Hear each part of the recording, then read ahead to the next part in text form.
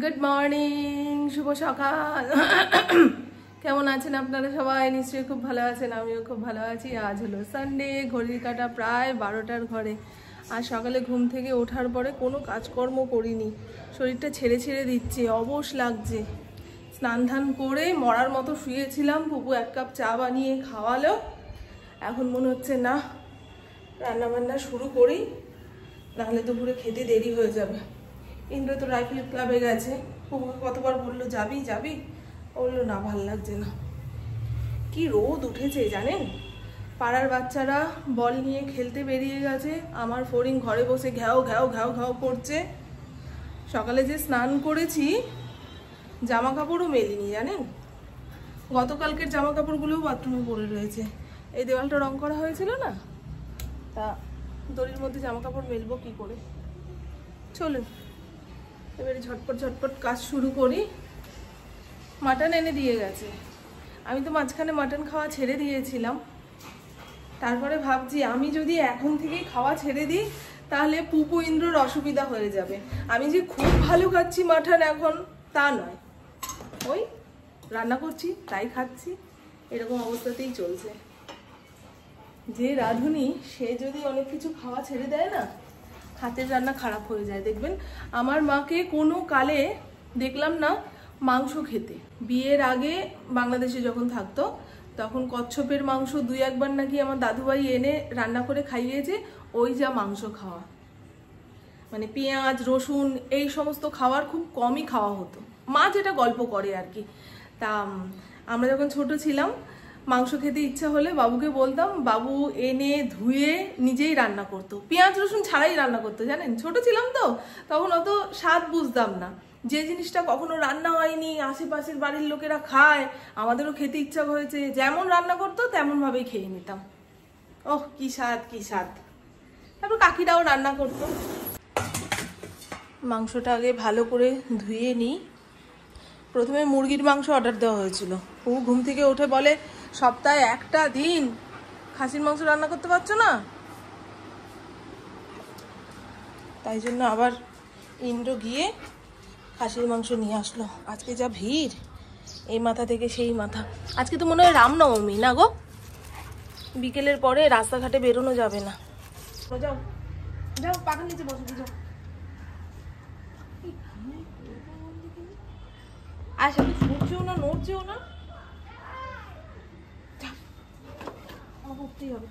চলো চলো চলো, যাও একদম যাও। বেচারা বসেছিল। বেচারা কাজকর্ম ছাড়তে পারছি না। বেচারা কে? বেচারা আমি। বেচারা ছেড়ে দাও, ও যাবে না যাবে না, ছেড়ে দাও।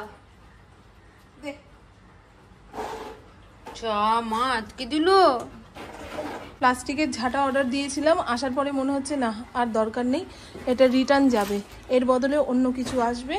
আর একটা জামা কাপড় মেলার স্ট্যান্ড অর্ডার দিয়েছি, কারণ এই পাশের দড়িটা না একটু ভারী, জামা কাপড় মেললেই ঝুলে যাচ্ছে। এখন পুপু দেখুক, সেট করুক, যদি মনে হয় কাজে লাগবে তো বাড়িতে থাকবে, আর না হলে রিটার্ন। এই তো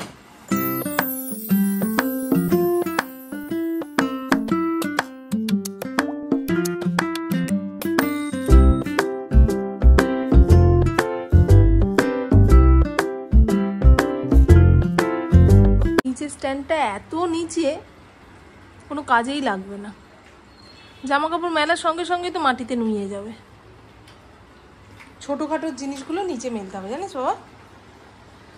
এই 2 থাকের অর্ডার দিয়েছিলাম, দাম নিয়েছে 800 কত টাকা, কিন্তু এত প্যাত প্যাত করছে বাবা, ব্যবহার করার আগেই ভয় করছে এখনই না ভেঙে যায়। না না, ওরা কিচ্ছু এক্সট্রা দেয় না, লাগবে বুঝে দে।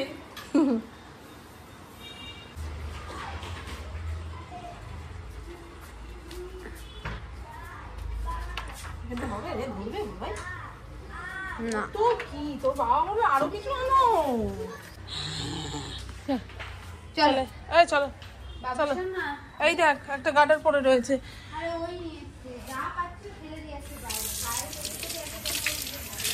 ঘরের যা কিছু মুখে করে এনে বাইরে ফেলছে। এখন ওর কাজ হয়েছে এইটা। আগে মুখে করে নিয়ে ব্যালকনির জানলা দিয়ে ফেলতো ঠাস ঠুস বাটি ঘটি, এখন জামা কাপড় যা আছে মুখে করে নিয়ে ওই যে ওই গলিতে ফেলে রেখে চলে আসে। চলে মাটন কিভাবে শর্টকাটে অল্প সময়ে রান্না করবেন। মাটনটাকে সমস্ত মশলাপাতি দিয়ে মেখে প্রেসার কুকারে 2খানা সিটি দিয়ে নিয়েছি, কোনো ফোড়ন ফোড়ন দিইনি। এবারে সিটি দেওয়ার পরে যখন 90% সেদ্ধ হয়ে গেছে, এখানে কড়াইয়ের মধ্যে অল্প একটুখানি তেল দিয়ে এই সেদ্ধ করা মাটনটা ভালো করে কষাবো, ঠিক আছে? 2 টুকরো পেঁপেও দিয়েছি আর আলুর ঘ্যাট। মাংসের থেকে নাকি মাংসের ঝোলের আলু খেতে ভালোবাসে, খাও কত খাবে, আলুটা কি সস্তা, তাই ভরে ভরে দিয়েছি। রাতে ঝোল আলু থাকলে সেটা দিয়েই হয়ে যাবে। ইদানিং রাতের বেলায় রান্নাঘরে ঢুকতেই ইচ্ছা করছে না, এমনিও আমার রান্নাবান্না করতে ইচ্ছা করে না, কিন্তু রাতের দিকে আরোই। দেখেন কালারটা, কাশ্মীরি রেড চিলি পাউডার দিয়েছি বেশ অনেকটা পরিমাণে। ফড়িংয়ের ভাতটা ঠান্ডা জল দিয়ে লেই করে মেখে দিলে তবেই ভালো খায়। এ মা, তোর তো জলের বাটিতে জল নেই রে খোকা। হ্যাঁ, সকালবেলা বাবা জল দিল, সব জল খেয়ে ফিনিশ করে দিয়েছিস? প্রভু চলে এসছে। আমার রান্নাবান্নাও মোটামুটি শেষের দিকে, আলুটা সেদ্ধ হয়ে গেলেই মাংসের ঝোল নামিয়ে ফেলব। কি গল্প করছিলাম তো, নিজের সঙ্গে নিজেই গল্প করছিলাম, সেই জন্য রান্না বান্না হয়নি। দেখেছেন বাড়ি এসেই কৈফত চাইছে, এখনো রান্না হয়নি। কি হয়েছে, কি হয়েছে মা? সিরিয়ালে ভিলেন হেরে গেছে ঝগড়া করতে করতে। আমি জুতাটা দেখাও, ফুটবল খেলে। এই হলো পাতলা টেলটেলে মাটনের ঝোল। মাটনের থেকে আলু বেশি রয়েছে, বললাম ঝোল আলু খেতে নাকি খুব ভালোবাসে ওরা। আর পুকুর জন্য 2 টুকরো কষা মাংস তুলে রেখেছি। হয়েছে? অনেক দিনের ইচ্ছা ছিল এরকম একটা জুতো কিনবে। কোথায় তোর ফাদার? না পারবো তো, আসো টেবিলে আসো। বাবা ঝগড়া করে এসছে আজকে, আজ হলো নেক্সট ডে। গতকাল দুপুরে খাওয়া দাওয়া করার পরে একটুখানি শুয়েছিলাম, শুয়ে থাকতে থাকতেই ঘুম চলে এসেছে। 7টা সাড়ে 7টার সময় ঘুম ভাঙলো, একখানা মুভি দেখলাম, তারপরে আর ক্যামেরা অন করে হাই বাই কিছুই বলতে ইচ্ছা করলো না। সেই কারণে এখন ক্যামেরা অন করে আপনাদের টাটা বাই বাই বলতে এসেছি। আজ হলো সোমবার, বাইরে গনগনে রোদ উঠেছে, সাফাই গাড়ি এসছে। আমাদের ময়লাপাতি ইন্দ্র বের করে দিয়ে বাজারের দিকে গেল, বাজারের দিকে না হাঁটতে গেছে, হেঁটে আসার পথে বাজার থেকে কিছু নিয়ে আসবে। আলু একেবারেই বাড়ন্ত, আর আলু ছাড়া রান্নার কথা ভাবতেই পারি না।